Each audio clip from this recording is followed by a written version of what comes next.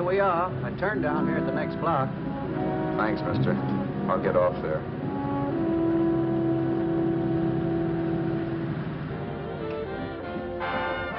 Want anything else? No. Hey, you. Me? Yeah, you. Where you heading? East. Too bad.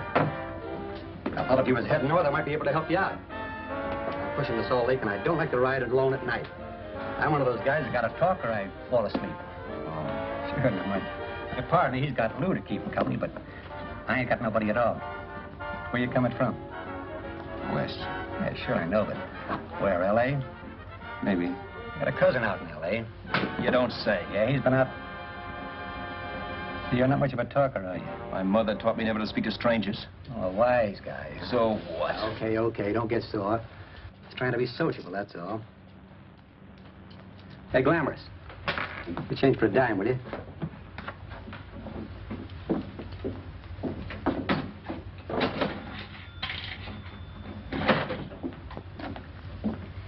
Let's have something quieter this time, Joe. My head's splitting. Is that what's wrong with it? Done with your coffee? No. And don't rush me, will you?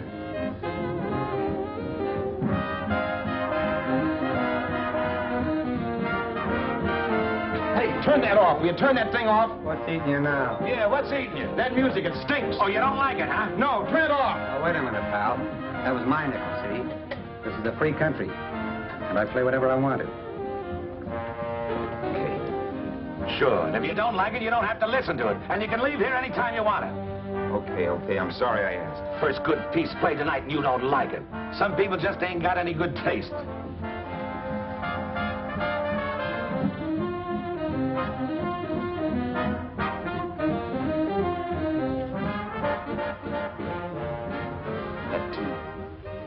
That tune. Why was there always that rotten tune? Following me around, beating in my head, never letting up. Did you ever want to forget anything? Did you ever want to cut away a piece of your memory or blot it out? You can't, you know. No matter how hard you try. You can change the scenery. But sooner or later, you'll get a whiff of perfume, or somebody will say a certain phrase or maybe hum something. Then you're licked again. I can't believe that you're in love with me. I used to love that song once. So did the customers back in the old Break of Dawn Club in New York. I can't remember a night when I didn't get at least 3 requests for it. Sue, she was always selling it too. Those were the days.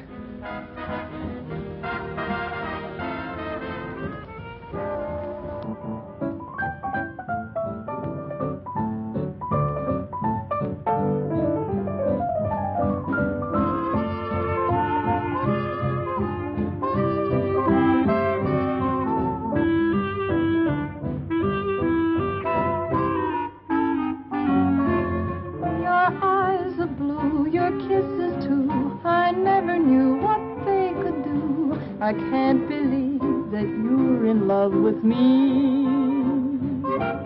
You're telling everyone you know that I'm on your mind each place you go. They can't believe that you're in love with me. I have always placed you far above me. I just can't imagine that you love me. And after all is said and done, to think that I'm the lucky one, I can't believe that you're in love with me.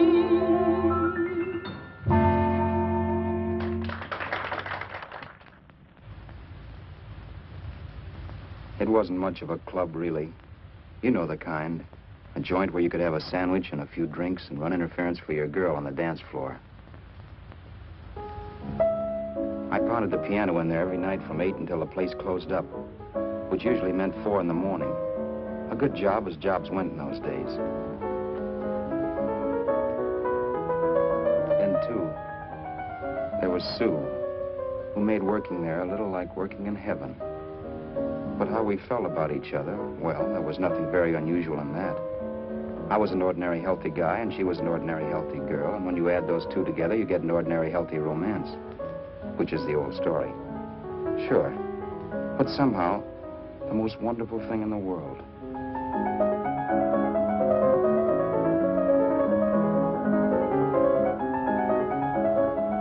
All in all, I was a pretty lucky guy.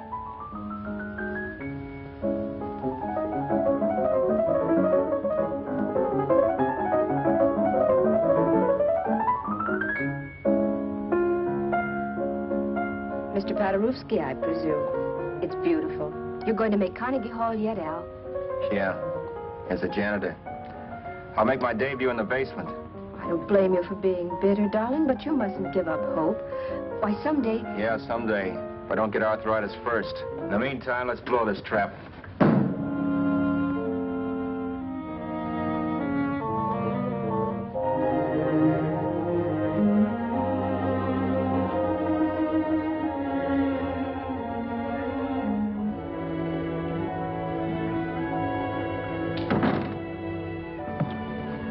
Like to get something to eat, hon? Oh, I don't think so, Al. I lose my appetite working in this flea bag. Let's go home. Okay. I can't stand much more of that dump. Did you see that drunk tonight trying to paw me? No, what drunk? Does it matter what drunk? Say, what's the matter with you tonight, darling? That's the third time you started to tell me something and then stopped. We shouldn't have any secrets from each other, Sue. Next week, we're going to make with the ring and the license. You and me will be a team. Yes, that's right. In the Bush League. I don't get you. We've been struck out. It's a funny way to talk, darling. Don't you want to marry me? Al, look, I love you. You know I do, and I want to marry you. But But not now. Only after we've made good. Sunday, I'm going away. Oh, I know you'll think it's silly. That's why I hesitated to tell you. But I'm going to California.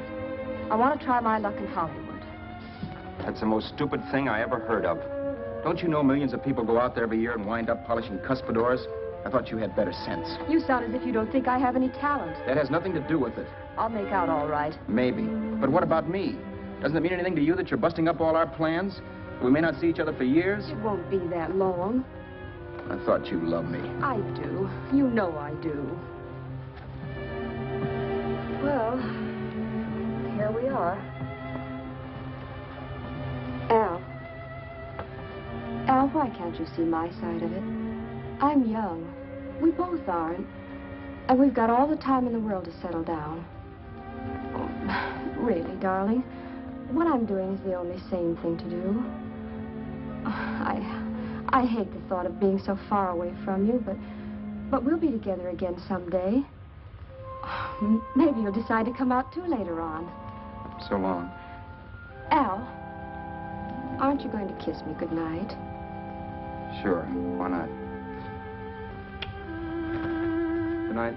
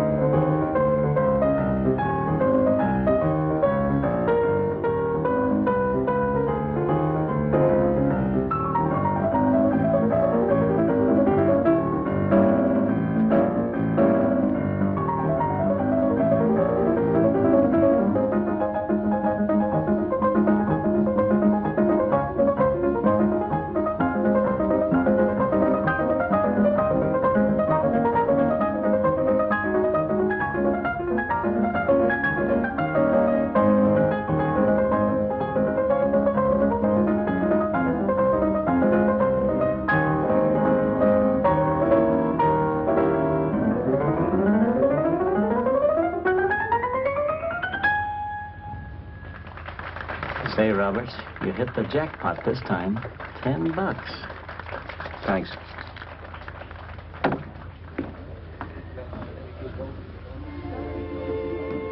So when this drunk handed me a 10 spot after a request, I couldn't get very excited. What was it, I asked myself? A piece of paper crawling with germs. It couldn't buy anything I wanted. It couldn't...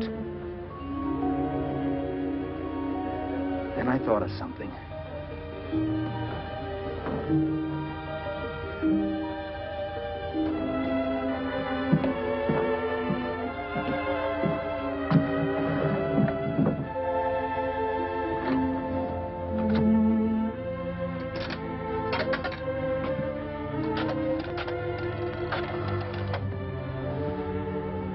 Long distance. I'd like to put a call through to Los Angeles. Miss Harvey. Sue Harvey, H-A-R-V-E-Y. The number is Crestview 65723.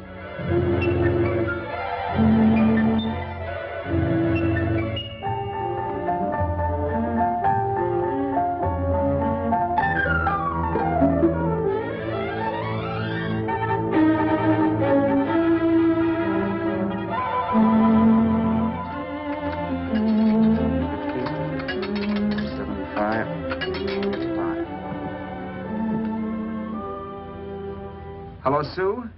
This is Al. Oh, baby, it's great to hear from you, too. What's that? You do? Oh, me too, darling. I thought I'd go batty without you. I just had to... Huh? You're working as a hashlinger? Gee, honey, that's tough. Those guys out in Hollywood don't know the real thing when it's right in front of them. You just stick it out, Sue, baby. Keep going around to those casting offices. I'm sure you'll click. Look, I'll tell you what. You stay put out there, I'll come to you. No, don't try to stop me. Just expect me. Train? Who knows? Train, plane, bus, magic carpet. I'll be there if I have to crawl. If I have to travel by pogo stick. And then, let's get married right away, huh? That's the stuff. That's what I've been wanting to hear you say. Well, goodbye for now. I'll be seeing you soon. Yeah. Bye. The only way I could cross country was to thumb rides. For even after hawking everything, I only had enough money to eat. Money. You know what that is. It's the stuff you never have enough of. Little green things with George Washington's picture that men slave for, commit crimes for, die for. It's the stuff that has caused more trouble in the world than anything else we ever invented. Simply because there's too little of it. At least I had too little of it. So it was me for the thumb.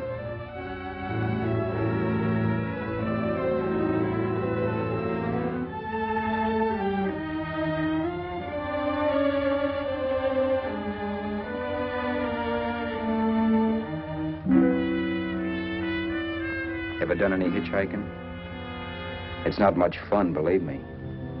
Oh, yeah, I know all about how it's an education, how you get to meet a lot of people and all that. But me, from now on, I'll take my education in college, or in PS 62, or I'll send $1.98 in stamps for 10 easy lessons.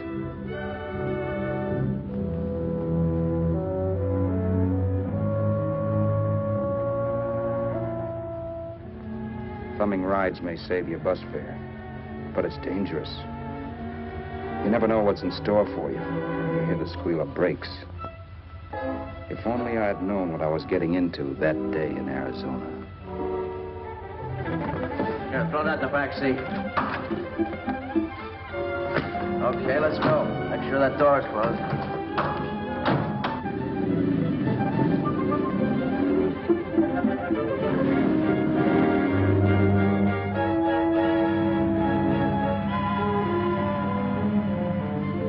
You know, Emily Post ought to write a book of rules for guys thumbing rides. Because as it is now, you never know what's right and what's wrong.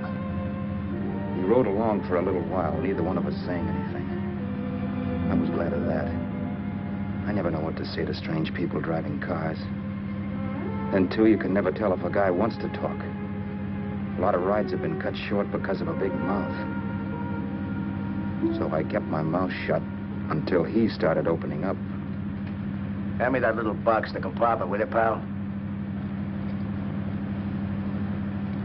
Hold the wheel, will you?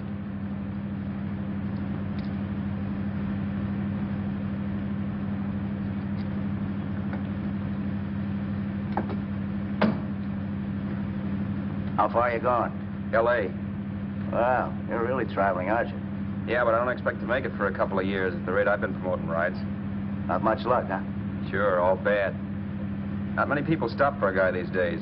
Afraid of a stick-up, maybe. Well, you can't blame them. Where you coming from? New York? Well, New York. You're in luck this time. I'm going all the way. Right through to Los Angeles. You drive a car? Sure. Whenever you're tired, let me know. I'll holler. I guess at least an hour passed before I noticed those deep scratches in his right hand. They were wicked. 3 puffy red lines about 1/4 of an inch apart. He must have seen me looking at them because he said, Beauties, aren't they? They're gonna be scars someday. What an animal. Whatever it was, it must have been pretty big and vicious to have done that. Right on both counts, New York. I was tussling with the most dangerous animal in the world. A woman. She must have been Tarzan's mate. Looks like you lost the bob. Certainly wasn't a draw. You know, there ought to be a law against dames with claws. Yeah. I tossed her out of the car in her ear. Was I wrong? Give a lift to a tomato, you expect her to be nice, don't you? Yeah. After all, what kind of dame's son rides? Sunday school teachers? Yeah. A little witch. She must have thought she was riding with some fall guy. And me, who's been booking horses around racetracks since I was 20. I've known a million dames like her. 2 million. Yeah. Stopped the car, opened the door. Take it on the yard, the Duffy sister, I told her. That's the stuff. As I was done, huh? But if you want to see a real scar, brother, get a load of this. Wow. I got that one dueling. Dueling? Yeah, we're just kidding, of course. My dad owned a couple of Franco-Prussian sabers. Kept them on the wall for decorations. Well, one day, the kid and I took them down when the old man wasn't around. Had a duel. He got me in the arm here. Pretty mean cut. Infection set in later. Yeah, I can see that. Now, give me that box again, will you? Yeah.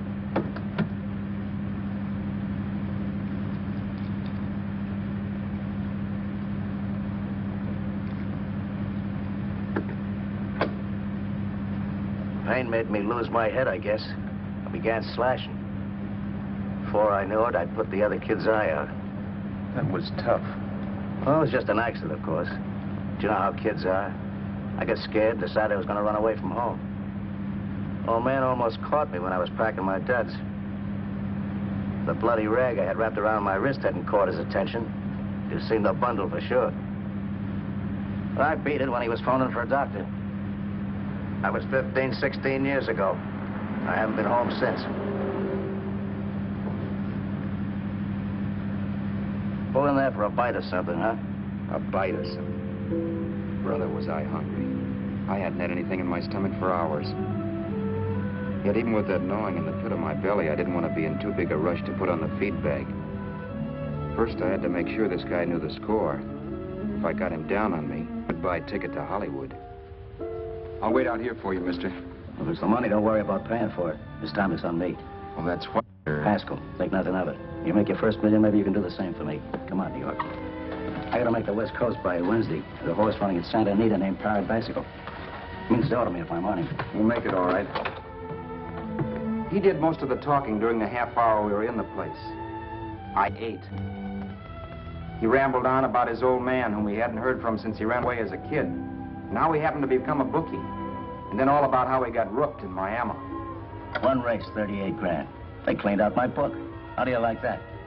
That was tough luck. Yeah, and I'm supposed to be the smart guy. Well, you just wait. I'm going back to Florida next season with all kinds of jack. And you watch those stinkers run for cover. Want anything else?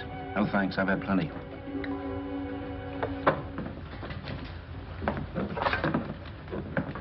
That check there, sister? Oh, just a minute. Your change, sir. Keep it, sister. Oh, thank you, sir. Call again. I'll be waiting outside for you when you finish work. Sharp check, huh?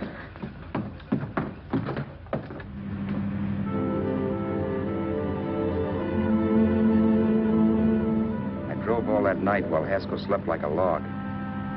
After a while, I began to get sleepy myself. I was happy, though.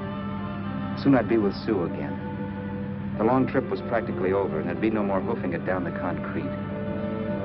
I began to think of the future, which couldn't have been brighter if I'd embroidered it with neon lights. It was nice to think of Sue shooting to the top. It's amazing what a full belly can do to your imagination. Your eyes are blue, your kisses too. I never knew what they could do. I can't believe that you're in love with me.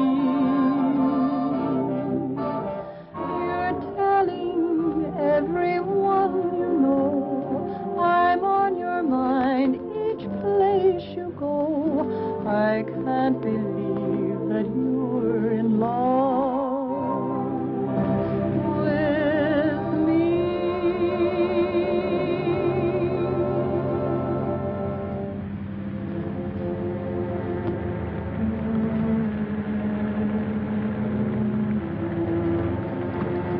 Mr. Haskell? Mr. Haskell? Mr. Haskell, wake up. It's raining. Don't you think we ought to stop and put up the top?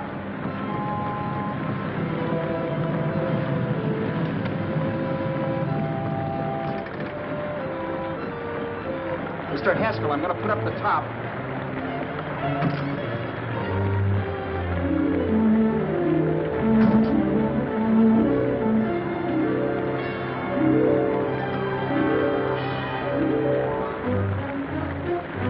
Until then, I'd done things my way. But from then on, something else stepped in and shunted me off to a different destination than the one I had picked for myself. But when I pulled open that door...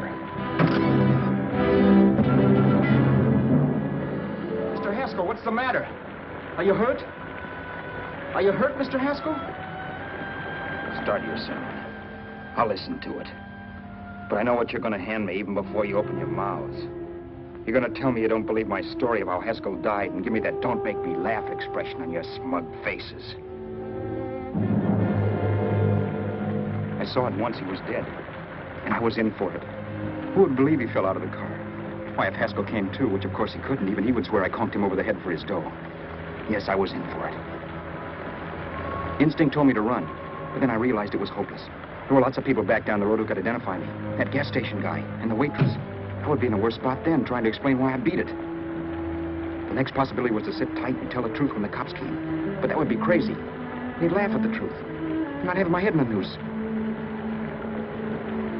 So what else was there to do but hide the body and get away in the car? I couldn't leave the car there with him in the gully. That would be like erecting a tombstone.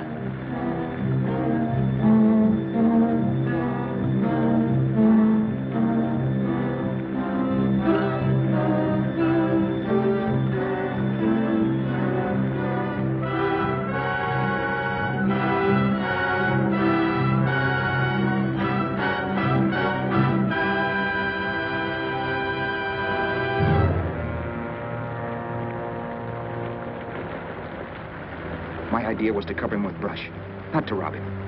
But then I remembered that even if I only drove the car for 100 miles or so, I would need money for gas. Besides, it was stupid of me to leave all that money on a dead man. Not only that, I'd have to take his driver's license in case I was stopped for something. I didn't like to think about it, but by that time I'd done just what the police would say I did, even if I didn't. My clothes. The owner of such an expensive car would never be wearing them. Some cop might pull me in on suspicion.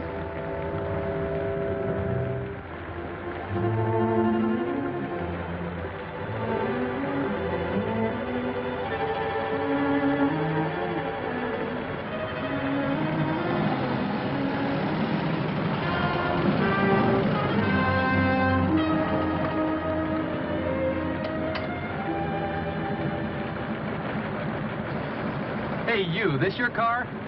Don't you know better than to leave a car with the wheels halfway in the middle of the road? That's the way accidents happen. I'm sorry, officer. I was just putting up my top. I didn't think. Well, the next time, think. I'll let you go now, but watch your step in the future. I know that's a lonely stretch, but cars come by here once in a while, and we have plenty of crack-ups. Thanks, officer.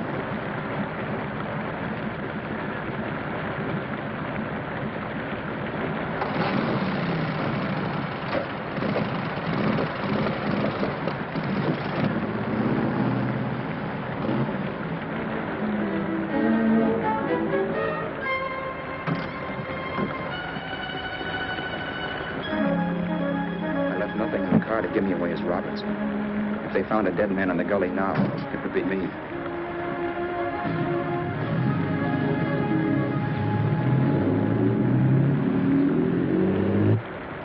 As I drove off, it was still raining, and the drops streaked down the windshield like tears. I kept imagining I was being followed and that I could hear sirens back in the distance. Just how long it took me to cover the 60-odd miles to the California state line, I don't know. I lost all track of time. But the rain had stopped and the sun was up when I pulled up to the inspection station. Hello? Carrying any fruits or vegetables? No. Any livestock or poultry? No. I'd like to see your registration and driver's license, please.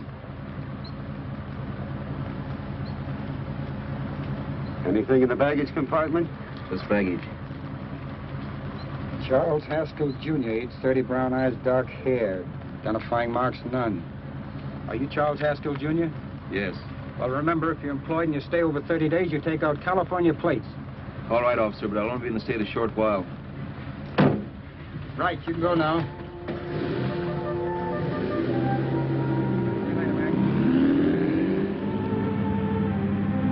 I couldn't drive any farther without some sleep. Cops or no cops, I knew I had to hit the hay and hit it hard.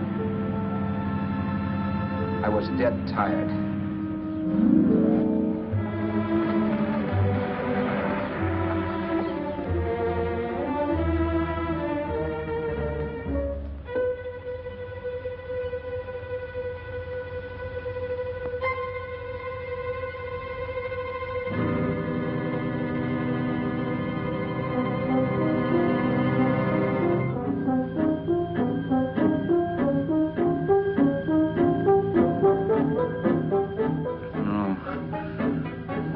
Mr. Haskell. No.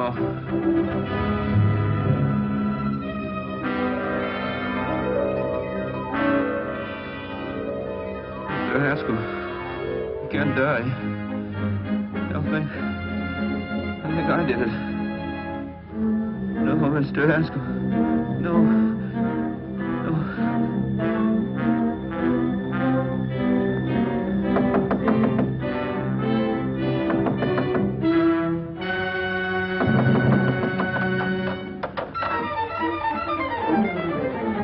Who's there?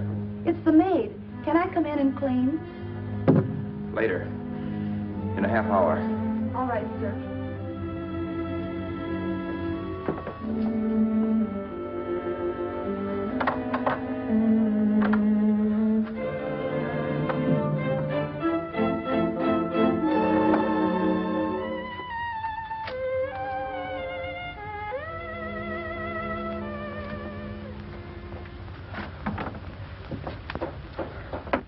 There was no time to lose.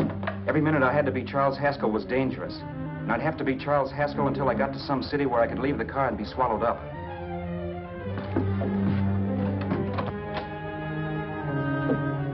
That meant driving the car as far as San Bernardino, maybe even to Los Angeles. In a little town, I might be noticed, but in a city, I should be safe enough. Then, after I ditched the car, I could go on to Sue. But those 5 minutes at the state line made me realize it might be a good idea to find out a little bit about Mr. Haskell. Then if anybody asked me questions, I could give the right answers. The first thing I found out was that I had $768. This was a lot of jack, but believe me, it was the kind of money I'd rather not have.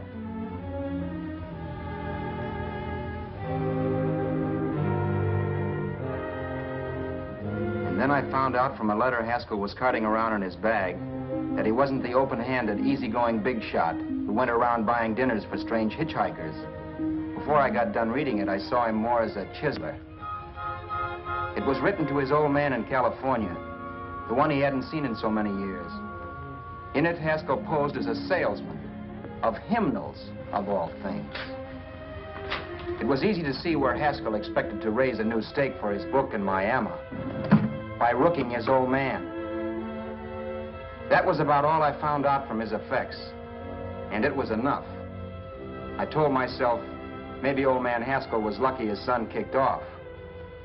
He would never know it, but it saved him from taking a flyer in Sacred Literature Preferred.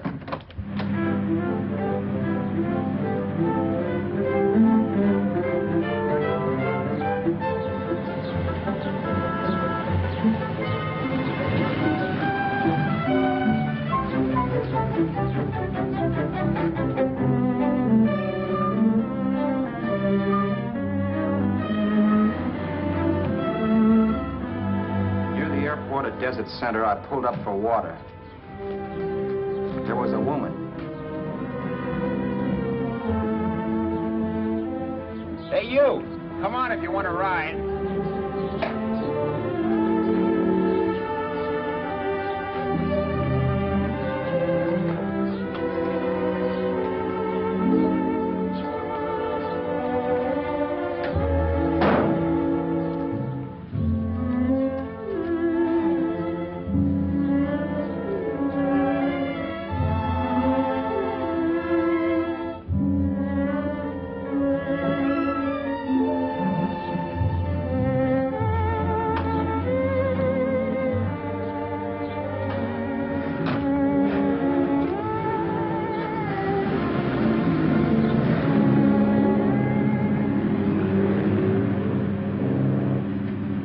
How far are you going? How far are you going? That took me by surprise, and I turned my head to look her over. She was facing straight ahead, so I couldn't see her eyes. But she was young, not more than 24. Man, she looked as if she'd just been thrown off the crummiest freight train in the world. Yet, in spite of this, I got the impression of beauty. Not the beauty of a movie actress, mind you, or the beauty you dream about when you're with your wife, but a natural beauty. A beauty that's almost homely because it's so real. Then suddenly she turned to face me. How far did you say you were going? Los Angeles? L.A.? L.A.'s good enough for me, mister. That's what I was afraid of. What'd you say? Oh, nothing, just thinking out loud. People get in trouble for doing that. What's your name? You can call me Vera if you like. You live in Los Angeles? No. Where are you coming from? Oh, back there. Needles?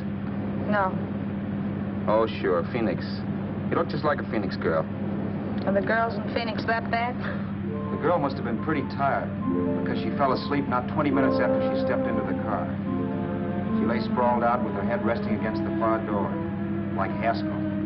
I didn't like that part of it much, but I didn't wake her up. It wasn't that this girl still worried me. I'd gotten over that funny feeling I had when she looked at me, which I put down as just my jangled nerves. With her eyes closed and the testness gone out of her, she seemed harmless enough. And instead of disliking her, I began to feel sorry for her. The poor kid probably had a rough time of it. Who was she anyway? And why was she going to Los Angeles? And where'd she come from in the first place? The only thing I knew about her was her name. Not that it made any difference. A few hours more and we'd be in Hollywood. I'd forget where I parked the car and look up Sue. This nightmare of being a dead man would be over. Who this dame was, well, it was no business of mine. Where did you leave his body? Where did you leave the owner of this car? You're not fooling anyone. This buggy belongs to a guy named Haskell. That's not you, mister. You're out of your mind. That's my name, Charles Haskell. I can prove it. It's my driver's Save license. yourself the trouble, mister. Having Haskell's wallet only makes it worse. It just so happens I rode with Charlie Haskell, all the way from Louisiana. He picked me up outside of Shreveport. You rode? You heard me.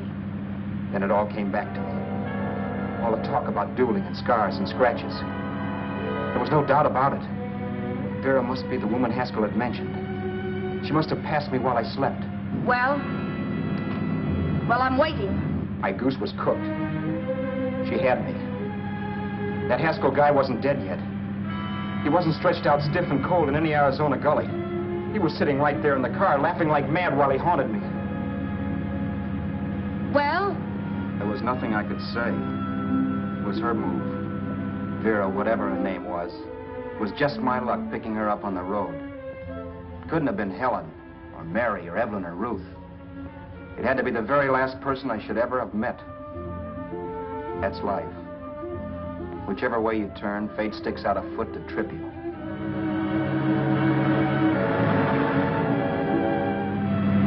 I told her everything, but she didn't believe my story. I should have saved my breath. That's the greatest cock and bull story I ever heard. So he fell out of his car. Say, who do you think you're talking to, a hick? Listen, mister, I've been around, and I know a wrong guy when I see one. What'd you do, kiss him with a wrench? Now, wait a minute. What I told you was true. You see, that's why I had to do it. You think I killed him? Well, the cops would have thought so, too. Yeah, well, maybe they still think so. What makes you so sure I'll shut up about this? Vera, I'm innocent. Give me a break, will you? It won't do me any good having you pinched. The cops are no friends of mine.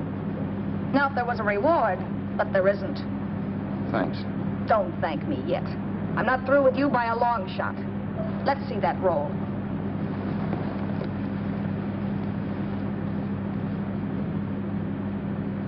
Is that all Haskell had?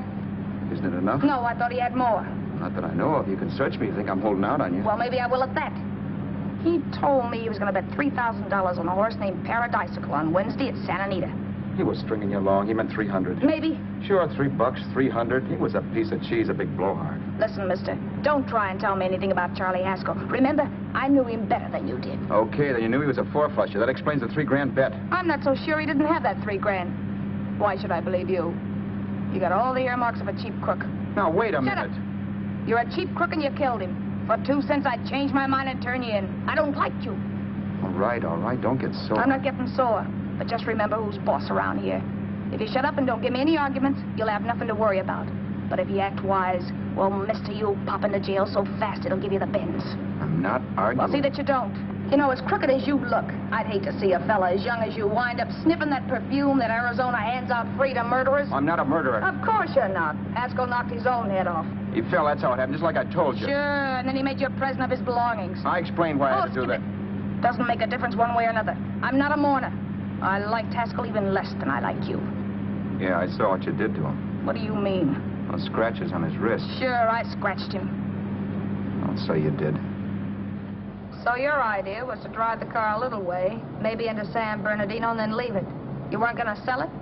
Sell it? You think I'm crazy? Somebody else's car? See, all I want to do is leave it somewhere and forget I ever saw it. Not only don't you have any scruples, you don't have any brains.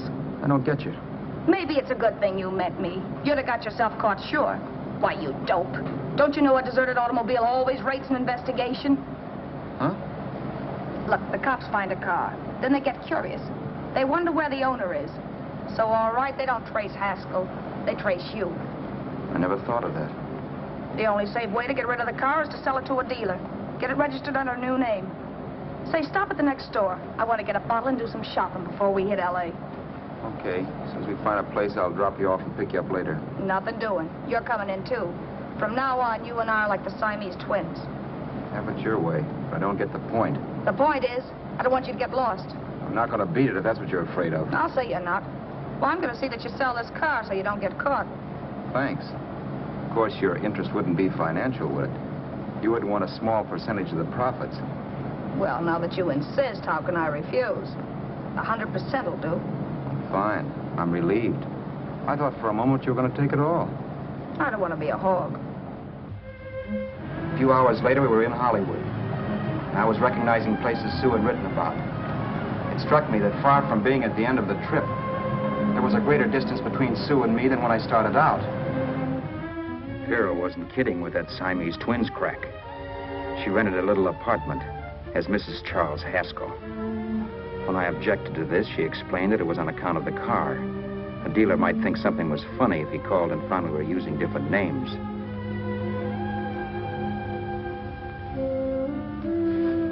Home, sweet home. Yeah. Not bad either.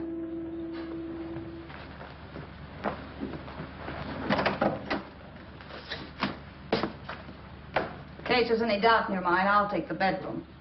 Yeah. Sure is stuffy in here.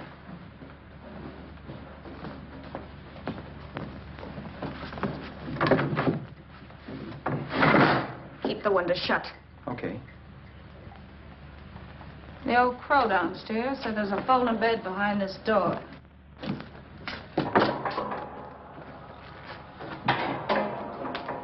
You know how to work it? I invented it. Some joint. One can't have everything.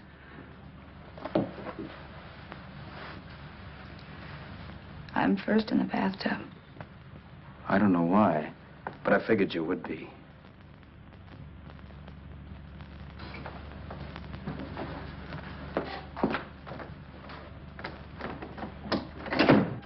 Boy, oh boy. It sure feels good to be clean again. I must be 10 pounds lighter. You must be. Well, hitching rides isn't exactly the way you keep your schoolgirl complexion. I wish that guy with the sax would give up. Gets on my nerves. Forget it. Have a drink. Aren't you afraid I might take you up on it? If I didn't want to give you a drink, I wouldn't have offered it. Why be a sorehead, Roberts? You got yourself into this thing. You should be grateful I'm not turning you in. Why, if I wasn't regular, you'd be in the pen this minute, being photographed, fingerprinted, and being pushed around by the cops. So cheer up. Get rid of that long puss. Or is your conscience bothering you?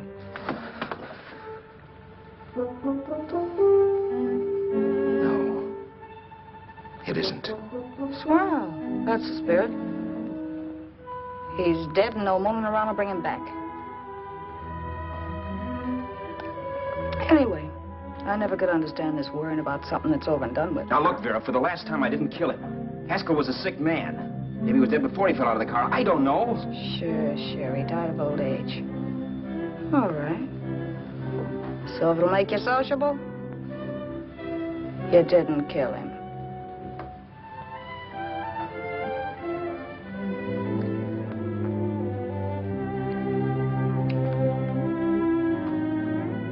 Thanks.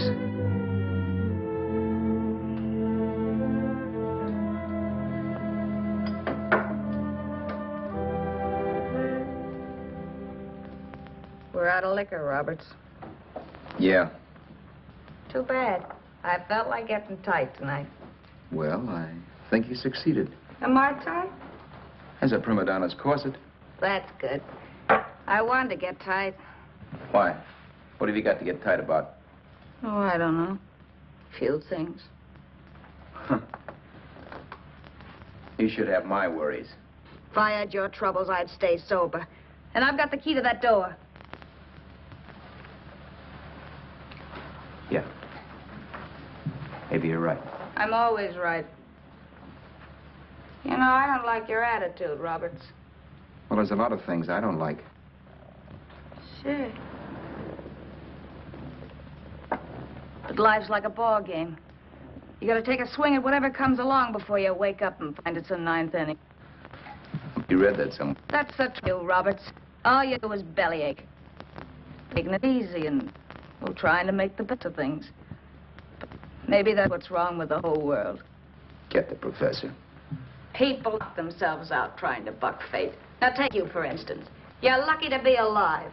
Why, suppose Haskell had opened your door. You'd be playing a harp now. Think of that. You think of it. I'm tired of thinking. There's plenty of people dying this minute. I would give anything to trade places with you. I know what I'm talking about. I'm not so sure. At least they know they're done for. They don't have to sweat blood wondering if they are. Your philosophy stinks, pal. We all know we're going to kick off someday. It's only a question of when. But what's got us on this subject anyway? We'll be discussing politics next. Yeah. Where'd you hide the butts? On the table, sucker.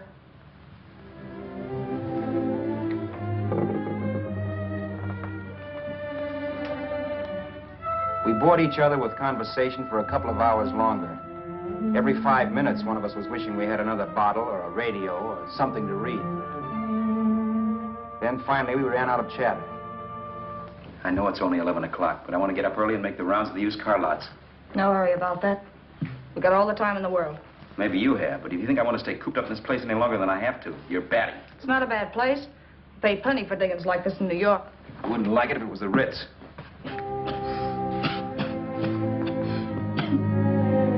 brought me liquor. You got a mean cough. Ought to do something about it. I'll be all right. That's what Camille said. Nobody you know. Wasn't that the dame that died of consumption? Yeah.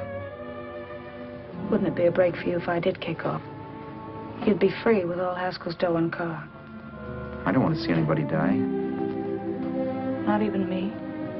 Especially not you. One person died of me. If you did, well, that's all I need. You don't like me, do you, Roberts? Like you? I love you. My favorite sport is being kept prisoner. After we sell the car, you can go to blazes for all I care. But not until then.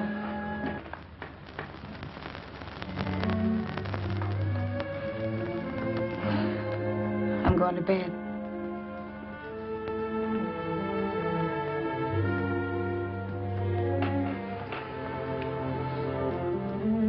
Good night, Roberts. Don't try and sneak away during the night. All the doors are locked. Anyway, if I find you gone in the morning, I'll notify the police. They'll pick you up. Don't worry, I know when I'm in a spot. Well, good night. I hope that portable rack isn't too uncomfortable for you. Don't lose any sleep over it, will you, Vera?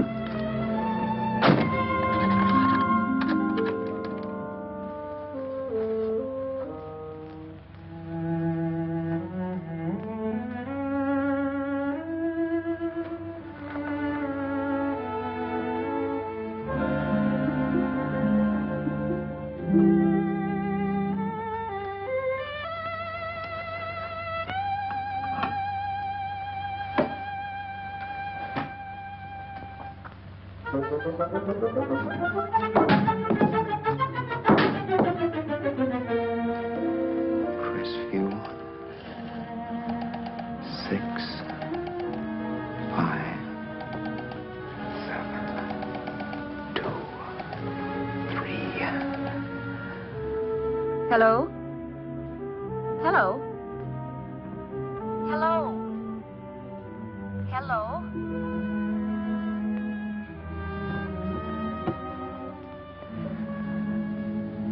No. Not yet, darling. Tomorrow. Maybe. If this were fiction, I would fall in love with Vera, marry her, and make a respectable woman of her. Or else she'd make some supreme Class A sacrifice for me and die. Sue and I would bawl a little over her grave and make some crack about there's good in all of us. But Vera, unfortunately, was just as rotten in the morning as she'd been the night before. All right, I'm coming. Look, Vera, it's almost noon. So what? The dealers will be there all day? They'll be there all year, too, but it doesn't wait that long. Shut up. You make us like a husband. Well, do I rate a whistle? You sure do, but let's go.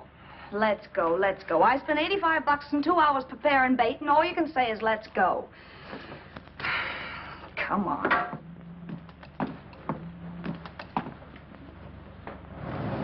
We passed a few used car lots last night down this way. What do you think we can get for this heap? I don't know. Plenty. You let me handle everything. Think we can get $2,000? I don't know, but don't worry. I'll squeeze as much out of this guy as I can. If I let it go cheap without a fight, he might think we've stolen the car. And listen, don't make any slips and call me Roberts. That'll cook us. I don't need you to tell me that. You better just sit by and keep your mouth closed. Remember, we're both in the soup if anything happens. Forget it and drive. You're my wife, Vera Haskell. Look, after the deal's closed, let's go back to that place on Hollywood Boulevard where I saw the fur jacket. I want to buy it. After the deal's closed, I'm saying goodbye to you. That's right, I forgot. I guess I'm getting kind of used to you. Well, that's a habit you could start breaking. Let's try this place in the middle of the block.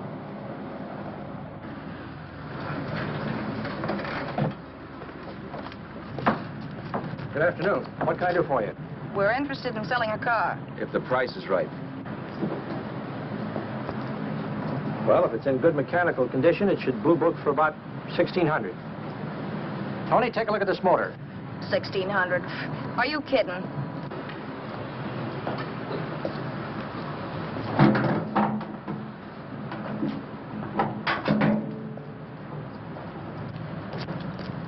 Well, maybe 1850. Before I let it go for 1850, I'll wreck it and collect the insurance first.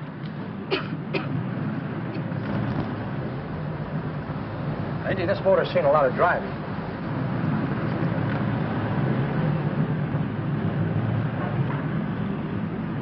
Well, the mechanic inspected the car. We haggled. At last, when we were all worn out, we hit a compromise. His price. Okay, it's a deal. All right, come in. We'll sign the papers. I have the ownership papers right here with me. Look, Vera, in the meantime, will you clean the dash compartment? There may be some stuff in it. All right, darling. $1,850. That dirty crook.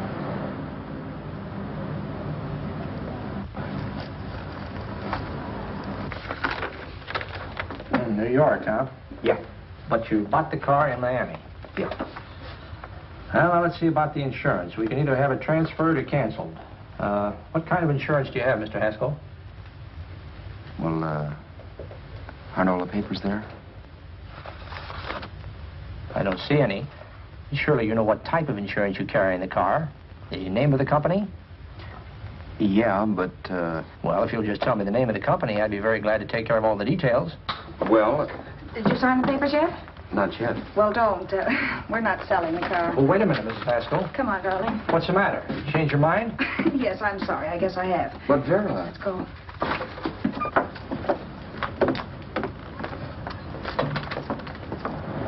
You got me out of a tight spot, Vera. But I still don't understand all this. You will in a minute. I almost threw away a gold mine. 1850 isn't to be sneezed at. The car doesn't book for as much as I thought. We're not selling the car. You want to keep it. Now, wait a minute, Vera. You said yourself I wouldn't be safe until the car was in someone else's name. I'd like to be free of this mess when I go. That's just it, Roberts. You're not going. There's a drive-in at the next corner. Pull in there and we'll get a bite to eat. And I'll explain. What is this, another one of your brilliant ideas?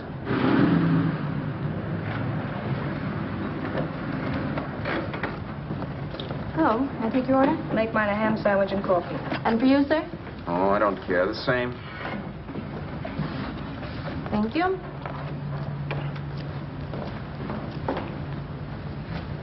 Get this, Vera.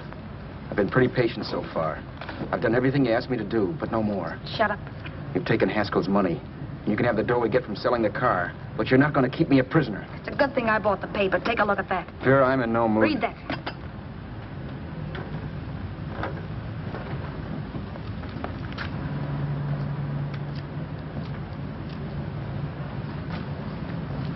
No. Yes. No, I won't do it. Yes, you will. You think I'm crazy? It's impossible, I tell you. Excuse me.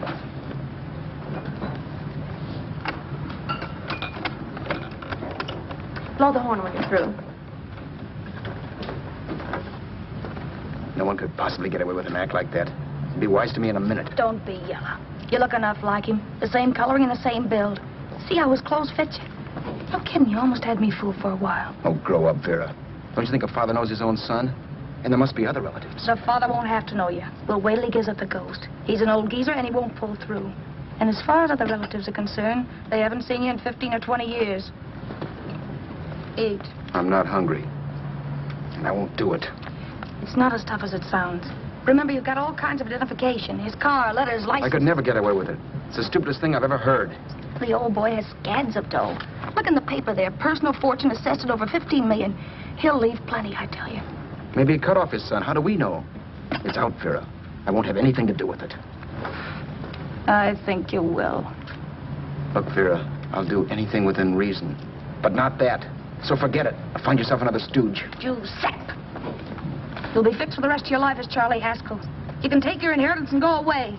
No more worrying about the rent, no sweating, scheming, wondering where your next meal's coming from. Think about that, Roberts. Vera, please, you're talking too loud. On this, I'm splitting 50-50 with you. Sure, why not? We're both alike, both born in the same gutter. Now, take it easy, Vera.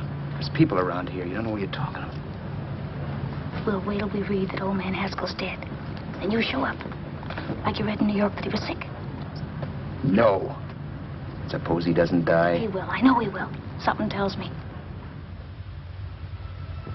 But as much as I insisted I would have no part of her scheme, Vera was taking it for granted I would.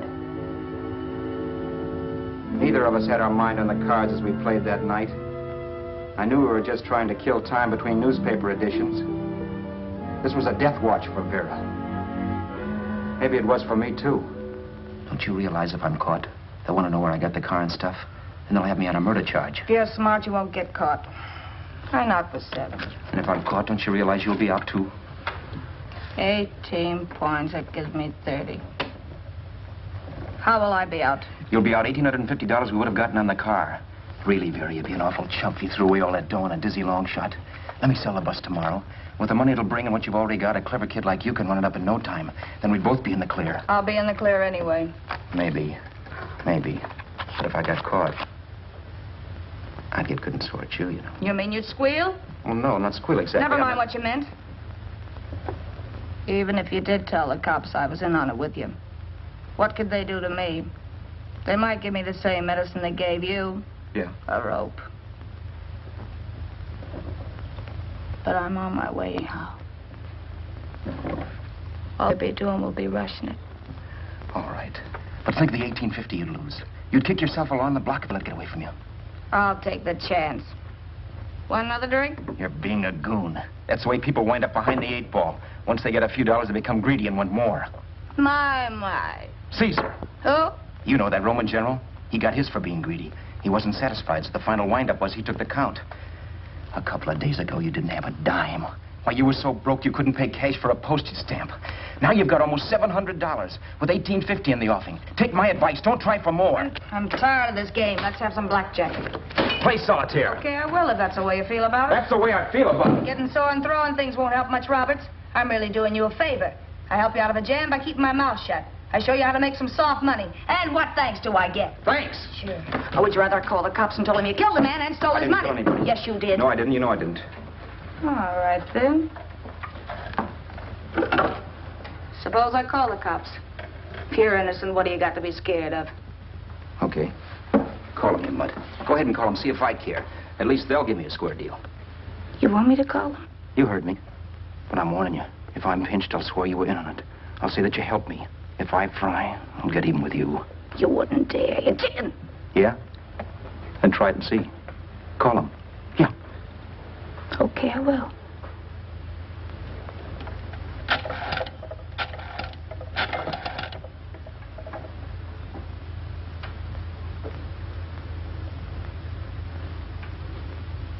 Information? I want the number of the Hollywood police station. Okay, I got it. Thanks. Wait a minute, Vera. You wouldn't do that. Well, wouldn't do that, and I'll show you if I would. Take it easy now. Let's talk this over. This was early in the evening, and the conversation, while hectic, was at least pitched low. But as the minutes passed, and more obstacles to her plan popped into my head, the air got blue. Each word coming from our lips cracked like a whip. I reminded her that as Charles Haskell, I didn't even know my mother's name, where I'd gone to school, the name of my best friend, whether I had an Aunt Emma or not, my religion, and if I'd ever owned a dog. I didn't even know what my middle initial stood for. I also pointed out that the real Haskell had a scar on his forearm. His people never saw that scar. He told me he ran away right after putting out the kid's eye. Yeah, but his father knew he was cut. It'd have to be some kind of a mark. So what? The old man's dead, or will be. I hope by tomorrow morning's papers. Anyway, you could cut yourself a little, couldn't you? Boy, for that kind of dough, I'd let you cut my leg off. You're drunk and you're crazy mad, Vera. Turn me in if you want to, but I won't get mixed up in this. Besides, how do we know? Haskell was such a phony. Maybe he wasn't the man's son at all. Maybe he just dreamed it up. Well, dreaming or not, you won't be dreaming when the law taps you on the shoulder. There's a cute little gas chamber waiting for you, Roberts. And I hear extradition to Arizona's a cinch. Where's that phone? Vera! Leave me alone. Vera! Here. I want a phone call, please. I hate you yellow stinker. You leave me alone. I'll let you alone when you promise to leave the phone where it is. You're drunk. You don't know what you're doing. You're hurting me. Will you promise? All right.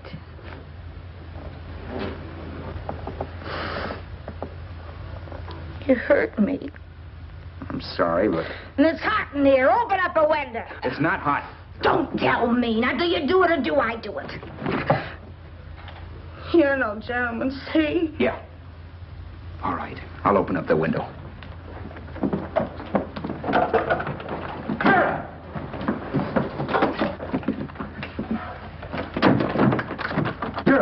door. Please open the door. Vera, open the door. Don't use the phone. Listen to me. I don't like you, Roberts. You're no gentleman, see? You hurt my hand, and I'm going to get even with you. If you don't open the door, I'm going to kick it down, Vera.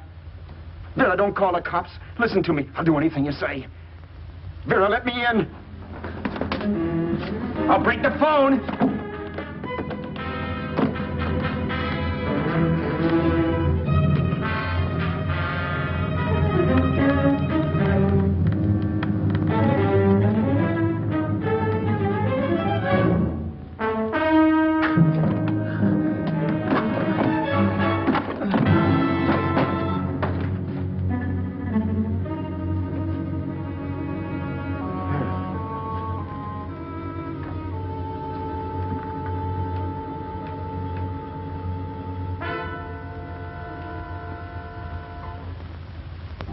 The world is full of skeptics. I know. I'm one myself.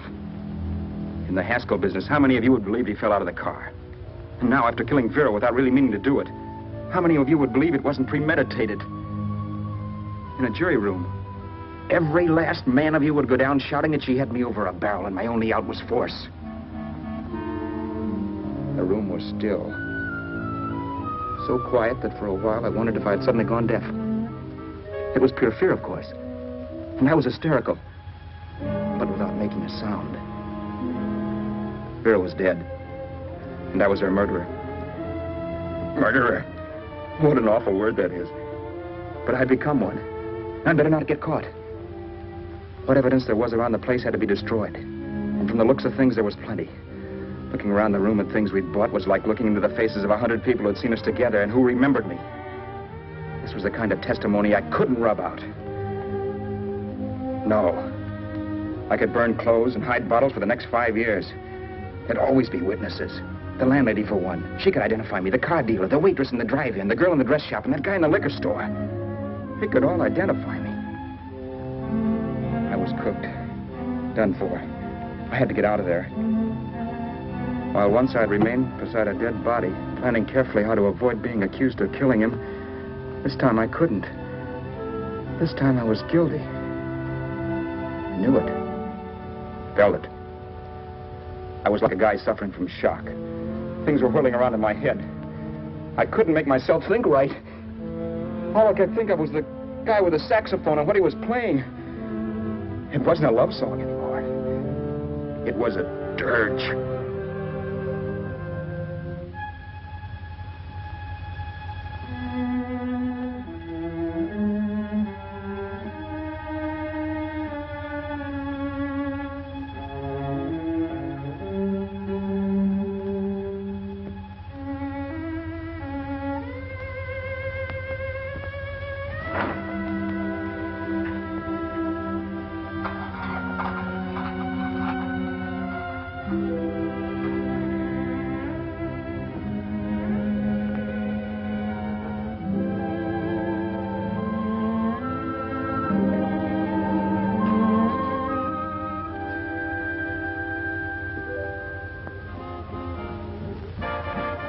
Problems weren't solved.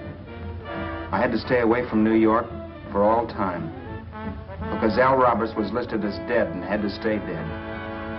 And I could never go back to Hollywood. Someone might recognize me as Haskell. Then, too, there was Sue.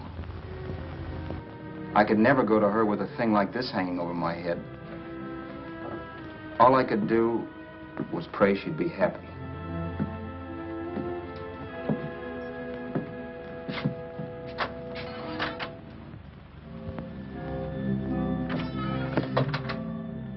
I was in Bakersfield before I read that Vera's body was discovered, and that the police were looking for Haskell in connection with his wife's murder. Isn't that a laugh? Haskell got me into this mess, and Haskell was getting me out of it. The police were searching for a dead man. I keep trying to forget what happened, and wonder what my life might have been if that car of Haskell's hadn't stopped. But one thing I don't have to wonder about. I know. Someday a car will stop to pick me up that I never thumbed.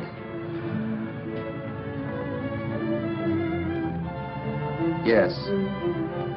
Fate, or some mysterious force, can put the finger on you or me for no good reason at all.